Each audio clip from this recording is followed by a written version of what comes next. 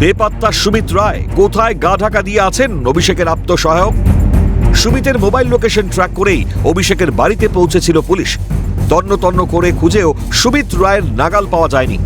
রাতারাতি কোথায় গেলেন সুমিত? বেলা গড়াতেই সুমিতের খোঁজে ওর ক্যানেল রোডের বাড়িতে পৌঁছয় সিএনএর প্রতিনিধি। পরিবারের সদস্যরা বাড়িতে থাকলেও বেরিয়ে আসেননি কেউই।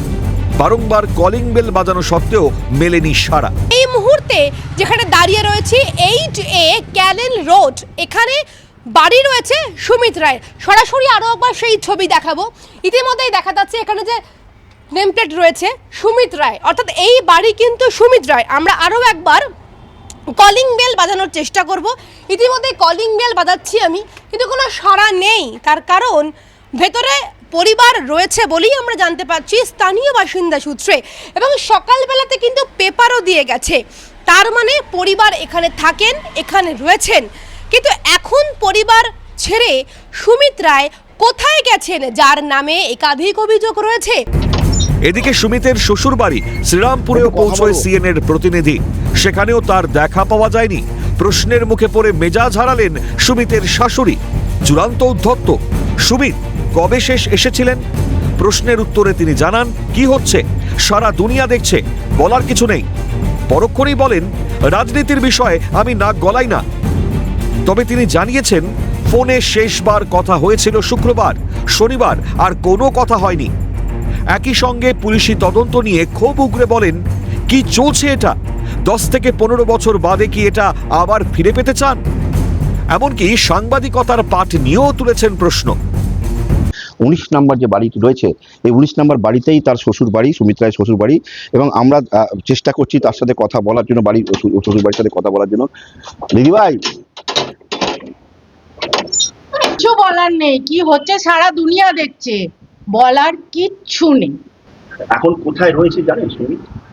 না, ওসব আমি পলিটিক্যাল ব্যাপারে নাক গলাই না। তাদের প্রত্যেকে প্রাইভেসি আছে, প্রত্যেকে তাদের স্বাধীনতা আছে। এখানে আপনার বাড়িতে আসে? স্বাধীনতা আছে। আসবে তো, শ্বশুর বাড়ি আসবে না?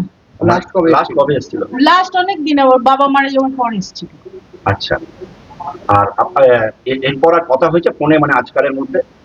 না, হ্যাঁ আজকালের মধ্যে কথা, কালকে কথা হবে না কেন? আজকে কথা হয়নি। কি বলছে? এবং পুলিশের যে পুলিশে হারানি কাকে না করছে, এটা কি চলছে? এটা কোনো রাজত্ব চলছে? এটা চলছে, এটা কি কি চলছে? এটা কি ফিরে পেতে চান আপনারা?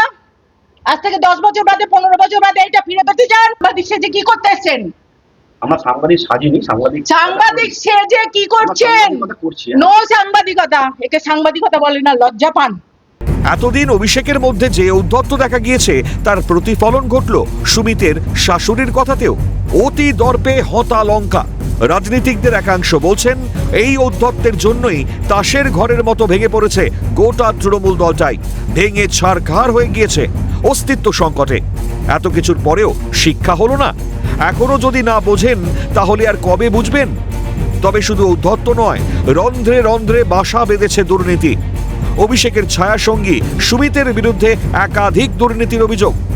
শোনা যায় ক্যামাক স্ট্রিটের অফিস থেকে বকলমে রাজ্যপাট চালাতেন সুমিত। জালে ধরা পড়তে চলেছেন বুঝতে পেরেই কি গা ঢাকা দিলেন সুমিত? গ্রেপ্তারির ভয়েই কি তিনি আত্মগোপন করেছেন? কতক্ষণ পুলিশের নজর এড়িয়ে থাকতে পারেন সেটাই দেখার। ক্যামেরায় সমীরণ হাওলাদারের সঙ্গে দীপাঞ্জনা সাউ ও সমিত সিনহার রিপোর্ট, ক্যালকাটা নিউজ।